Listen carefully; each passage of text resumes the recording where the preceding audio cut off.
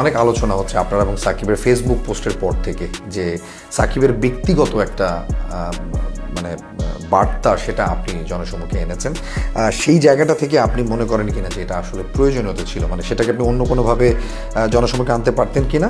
আর এটার সাথে সম্পর্ক প্রশ্ন আপনার কাছে করতে চাই যে নিষিদ্ধ করার ক্ষেত্রে আপনি এই সিদ্ধান্তটা আরও আগে নিতে পারতেন কিনা? শেখ হাসিনা গত 1 বছর আগে এদেশে একটা হত্যাযজ্ঞ চালিয়েছেন, হাজার হাজার মানুষের জীবন গিয়েছে এবং আহত পঙ্গুত্ব বরণ করেছে আমাদের ভাইয়েরা, আমাদের দেশের শ্রেষ্ঠ সন্তানেরা।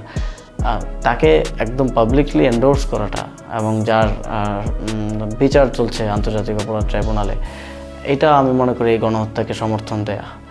এবং এই গণহত্যাকে সমর্থন দেওয়ার পরে আসলে আর আমি তো এই গণঅভ্যুত্থানের একজন অংশীজন, সেই জায়গা থেকে কোনোভাবেই আমার জন্য এটা সম্ভব না যে এই ধরনের কোনো প্রসেসে আমি যুক্ত থাকব যেই বাংলাদেশের মানুষকে মারার জন্য ওনারা দায়ী বা কোনো না কোনোভাবে জড়িত। সেই বাংলাদেশের পতাকা বহন করার সুযোগ দেওয়ার সাথে আমি নিজেকে কোনোভাবেই জড়িত রাখতে পারবো না।